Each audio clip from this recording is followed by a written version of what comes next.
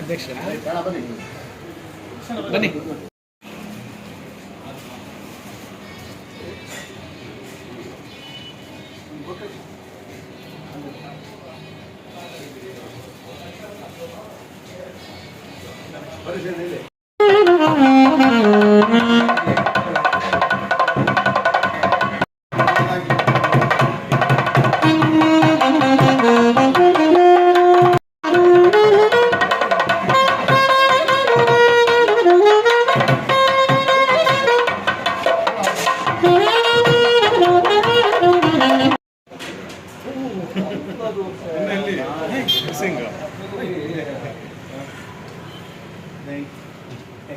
ಅನುಮಾನ ಮಾಡ್ತಿದ್ದೀನಿ ಸ್ನೇಹಿತರು.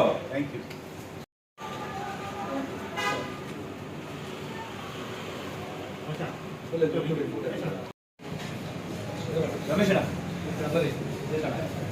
ರಮೇಶಣ್ಣ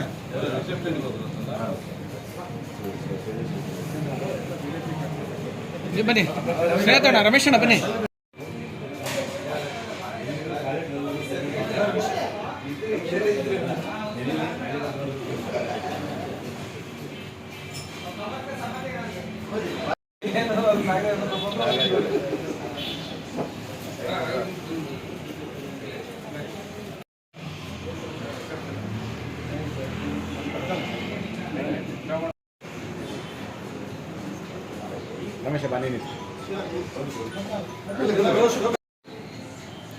ಶಿವಮೊಗ್ಗದ ಹೃದಯ ಭಾಗದಲ್ಲಿರ್ತಕ್ಕಂತಹ ಹೋಟೆಲ್ ಸಾಯಿ ಇಂಟರ್ನ್ಯಾಷನಲ್ ಇವತ್ತು ತನ್ನ ಮತ್ತೊಂದು ಶಾಖೆಯನ್ನು ಅದೇ ಸ್ಥಳದಲ್ಲಿ ವಿಸ್ತರಿಸಿದೆ.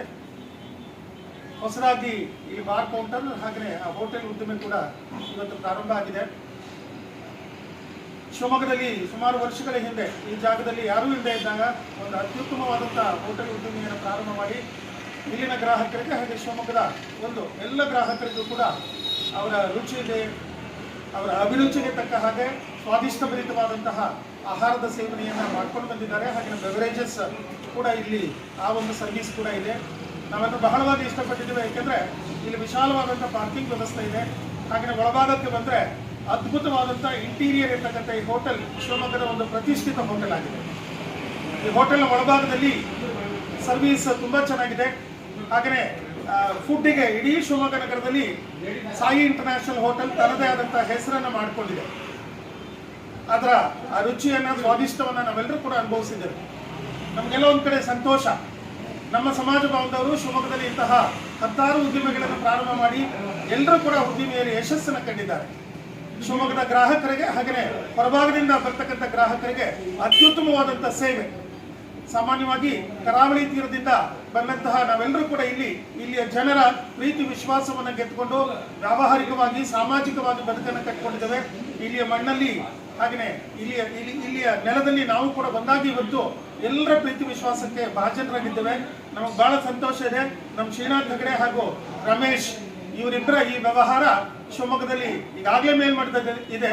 ಇನ್ನೂ ಮೇಲ್ಮಟ್ಟಕ್ಕೆ ವ್ಯವಹಾರ ಬರಲಿ, ಗ್ರಾಹಕರನ್ನ ತನ್ನತ್ತ ಸೆಳೆಯಲಿ. ಗ್ರಾಹಕರ ಸೇವೆನೇ ಅತ್ಯುತ್ತಮ ಸೇವೆ ಅಂತೇಳಿ ಎಲ್ಲ ಹಿರಿಯರು ಹೇಳಿದ್ದಾರೆ. ಹಾಗಾಗಿ ಅವರ ತೃಪ್ತಿಗೆ ತಕ್ಕ ಹಾಗೆ, ಅವರ ರುಚಿಗೆ ತಕ್ಕ ಹಾಗೆ ಅವರನ್ನ ನೋಡ್ಕೊಳ್ತಕ್ಕಂತಹ, ಸಂತೋಷ ಪಡಿಸ್ತಕ್ಕಂತಹ ಆ ವ್ಯವಸ್ಥೆಗೆ ಇಬ್ಬರು ಸದಾಕಾಲ ಬದ್ಧರಾಗಿದ್ದಾರೆ.